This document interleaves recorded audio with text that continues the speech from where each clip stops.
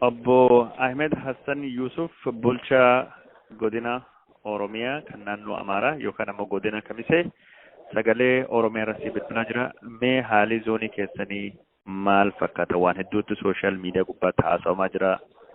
Atis karaa sooshaal miidiyaatiin ibsi kennitee jirta haala naannoo keessanii irratti. Maaltu deemutti jira? Akka walii galatti kan deematii jiru rakkoo yeroo darbe uumame faana wal qabate koreen dhaabbatee gara hojiitti galee ture.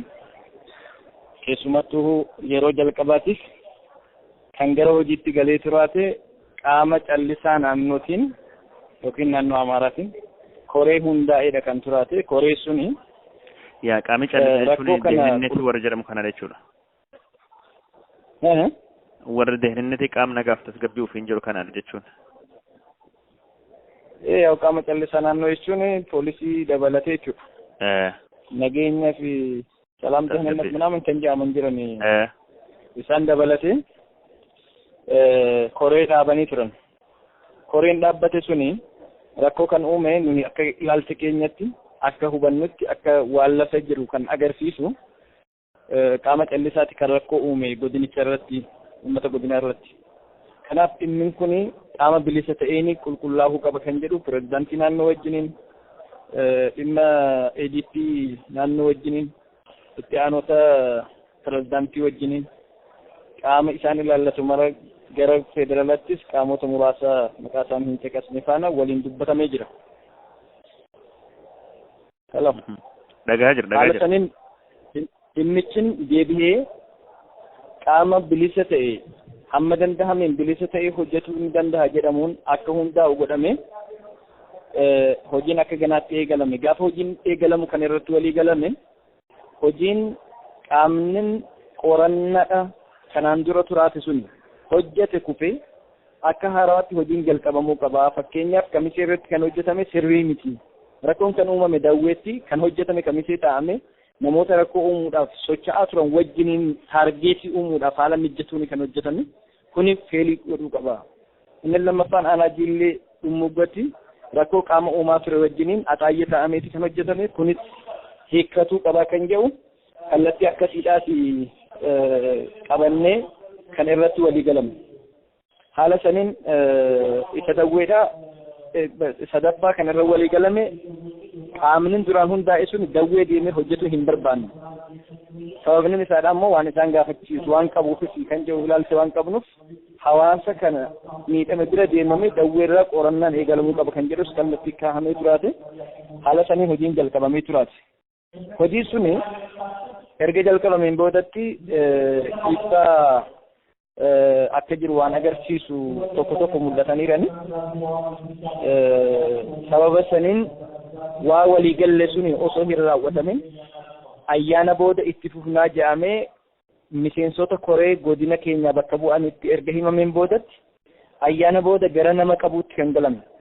Mee obbo Ahmed asirra wannan si gaafadhu mee obbo Ahmed jalqaba naannoon Amaaraa yeroo jechuun koree kana hundeessu koreen kun walabummaa yookaan ammoo bilisummaa hin qabu warra kan gargaaruu danda'a jechuun warra badii dhaqqabsee ka humna tikaatii fi nagaa yookaan tasgabbii naannoo Amaaraa keessa jiru jettanii falmitanii falmiin kun karaa mootummaa federaalii deemee abbaan alangaa mootummaa federaalii jidduu seenee koreen walabaa jechuun ka waan kan qorachuu danda'u ka naannoo bulchiinsa naannoo Amaaraallee jechuun zoonii Oromiyaa kan Kamisee kanallee bira fudhatama qabu koreen jechuun walaba haa dhaabbatu jedhamee hundeeffamee ture. Osoo koree kan dhaabuu fi adeemsi kun deemaa jiru warri maalii fi nam hidhaan hidhuu nam qaqqabu jalqabe maali jechuun wanni warri waan kana jalqabeef. Akkasii miti. Koreen dhaabbateera. Koreen qaamni federaalaa qaamni naannoo qaamni godinaadhaa jiru wajjiniin dhaabbatee hojii jalqabeera. Koree warri duratti hundeessuun okay warri duratti hundeessuun diigame jechuudha otoo hin dhaabbatinu koreen bira dhaabbate? Diigame jechuudha. Diigame jechuudha akka seeratti erga koreen kun hundaa'ee booda koreen sun diigame jechuudha. Garuu qaamuma isa qorannaa saniiti kan ta'an. Ifa waan ta'eeraati. Okay qaamina midhaa jiru kun kamidham? amma kan hidhaati jiru akkuma waliigalaatti qaamni federaalaatis deeggareeti kan namni hidhamaati jiru. Okay. Hello. Si dhagaa jira. Raayyaan ittisa biyyaatis qaama callisaa irratti jira. Poolisiin federaalaatis itti jira. Haala saniin namni kan qabamaatii jiru. Humni addaa naannoodhaatis itti jira. Haala kanaan bakka itti taa'ameeti namni kan hidhame. Haalli namni itti hidhamaatii jiru bifa rakkoo hiikuun osoo hin taane bifa rakkoo uumuun haala saniin kan itti deemamaatii jiru kunis. Obbo Ahmed wasi gaafadha. Murtii namni hidhamuu kan qaama kamitti dabarsu koree kamitti dabarsu jennaan namni hidhamaa jira. Koree isuma dhaabbate kamtu. Hello. Si dhaga'ee. Koree isuma dhaabbate santu dabarse garuu bifa guutuu ta'een hin dabarsine. Fakkeenyaaf koree kana keessa qaamni godina kanaadhaa ni jira. Koree dhaabbate kana keessa. Koreen kana keessa miseensonni godina kana bakka bu'anii jiran suni dhimma kana irratti hubannoo hin qaban. Wanni mallatteessanis hin jiru, wanti irratti waliigalanis hin jiru. Nuyi hin beeknu akka bulchiinsatti nuyi hin beeknu. Nami qabame kan dhageenye halkan marfame ganama halkan qaate kan qabame. Kanaaf namni qabamu erga eegaleen booda kan wanni dhageenye. Kana booda buunee uummanni keenya akka tasgabbaahu. Gara hin taanetti akka hin deemne qaama federaalaa wajjin akka walitti hin buune gochuu irratti qofa xiyyeeffanne dhimma kaan dhimma gama seeraatiin hiikkachuu qabu. Gama seeraatiin hiiknaa qaama ilaallatu faana dhimma kana qabannee socho'aatiidha kan jiru. Hanga amma nama meeqattu hidhame namni hidhame Oromoo qofaadha moo sabni biraa keessa jira? Hamma beeknutti Oromoo qofaadha. Nam meeqattu hidhame? Kan hidhame. Nama 46 hidhamee jira. Namni ati maqaa dha'uu dandeettu beekamaan faati jira? Baay'ee. Mee maqaa dha'e takka lama.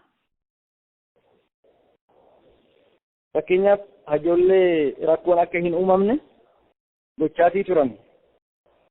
Uummata qindeessanii uummanni akka gara badiitti hin deemne.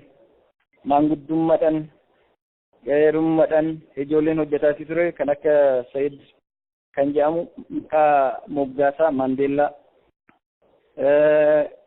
Kanaan ala kantiibaa magaalaa Kamiseedha obbo Ali Mootummaa. Obbo Ahmed Ibrahim bulchaa aanaa Arxummaa Fursii. Itti aanaa bulchaa Mahammad Aliyyi. Jillerraa Ahmed Hassan itti aanaa bulchaa fi itti gaafatamaa callisaa. Namoota rakkoon akka hin uumamne halkanii guyyaa xaaraa turan. Namoota osoo erga rakkoon uumameen boodattis immoo uummata kaan biratti akka hin babal'annee fi innimti walitti bu'e immoo akka walitti deebi'ee rakkoo isaadhaa akka ilaalu taasisuu keessatti halkanii guyyaa ijoollee carraaqaa turan dabalateeti kan qabame. Kana qofaa miti namoota yeroo sanitti biyya kana hin turannillee wajjiniin kan qabame baay'ee haala hin taaneen namni kan qabame. Isa kana qaamni federaalaa akka hubatu gochaatiidha kan jiru. Yeroo gabaabaa keessatti furmaatanii argamu. Qaamni mootummaa federaalaa jechuun ammatti deebiin isinii kenna hin jiru jechuudha. Wanni kun rakkoo hin furu loogiidhaan yookaan dabattuu keessa jira jettanii dubbattanii jennaan deebiin amma isinii kennamu hin jiru garuu irratti hojjechaa jiran jechuudha. Qaamni federaalaa waan kanatti hojjechaa jira waan kan quba qaba. Quba qaba amma rakkoo jiraachuu isaadhaa quba qabani. Qabsiisaa jirraa dhugaa jiru ka'umsa goone lafarra kan jiru kanaaf dhimmi kun furmaata argachuu qabaa kan jedhu kallattii keenya haala kanaan wanni echaati jirra. Namni baay'ee toglaalla'aati jira. Dhiifama waltajjii eegaluu kan No, daqiiqa takka lamqof. Namni kun hidhamuun isaa sodaa baay'ee uumee jira. Warri bulchitoota godina kanaan miidiyaa dubbatinaan doorsisaa jiranii nu sagalee hin qabnu miidiyaan nu dhagaa hin jiru. Waan jedhutu jira warri gari ammoo aktivistoonni zoonii Oromoo kana yookaan Oromiyaa kana warri deeggartoonni aabini ka adeepaa keessa jiran diiguu barbaadan sodaan jedhu jira. Kan irra manatti bari gabaabse. Kuni akka jirutti keessumattuu ijoolleen kun hidhamuu faana wal qabate uummanni kun haala hin taane qabamuu faana wal qabate uummanni hammi addaa keessa kan jiru amma hamma dandahameen rakkoo kan hiikkatu badiidhaan osoo hin taane gama nagahaatiin wanta ta'eef hawaasni keenya dhimma kana hubatee tasgabbiidhaan yoomuu caalaa wal dhaggeeffatee fi waliin dhaabbate gama seeraatiin qofa rakkoon kun akka hiikkatu qabsoo akka godhu kallattii keenyee haala kanaan uummata tasgabbeessuudhaaf itti deemaatiidha kan jirru. Akka baantu rakkoon baantu dhugaadhaa godinicha diiguudhaaf sochiin godhamaatiidha kan jiru. Isa kana furuudhaaf qabsoo siyaasaa gochaatiidha kan turaannu. Amma immoo rakkoo kana ka'umsa godhatanii fedhii godina diiguudhaatiif sochii godhamu keessatti tokko isa kana raawwachiisuus godhamee kan ittiin ilaalamudha. Haalli itti namitti qabame godina dadhabsuudhaaf bulchoota aanaa gaggeessota ummata hidhuudhaa eegalee hamma maanguddoo hidhuutti hamma qaamota mirgaaf ni dhaabbatan jedhamanii yaadaman qabuutti kan gahu wanta ta'eef kunis kanuma kan agarsiisudha. Kanaafuu rakkoon ka'uu sirriidha. Garuu dhimmiin kun akkanumatti dhimma laayyoodhaan diigamuu miti, mana citaatii miti. Godina kan argame heeraa fi heeraan hamma dhumaatti uummanni qabsaa'ee dhimma kana furuu kan danda'u akka ta'e asumarratti qabatamuu qaba. Kana haalleen jiru. Miidiyaatti dubbatanii jennaan isin adabna jedhanii san doorsisaa yookaan roorrisaa sodaachisaa jiranii waan jedhanitu jira. Miidiyaa kana wal dubbachuu kan keetis miidiyaa gabbaa dubbachuu sodaa hin qabda? Kanarratti yaada kennuu hin barbaadu. Galatoom.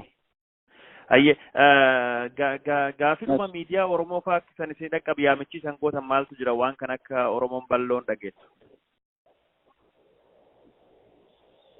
Egaa akkuma sila kaasaatii ture dhimmiin kun haalleen ittiin deemame dhimma rakkoo hiikuu dandeessisuun osoo hin taane saba tokko irratti bifa xiyyeeffateen gocha raawwatamedha. Dhimmiin kun dhimma sabummaa cabsuutis wanta ta'eef qaamni ilaallatu hundinuu keessumattuu bifa tasgabbii hawaasaadhaa ijaaruun bifa tokkummaa ummataadhaa cimsuu fi jabeessuun haala kanaan miidiyaawwan jiran deeggarsa gochuu yoontii danda'an rakkichi ni hiikkata kan jedhuun qaba.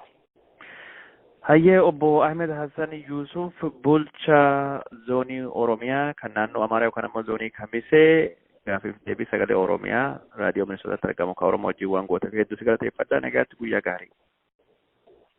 Okay, thank you.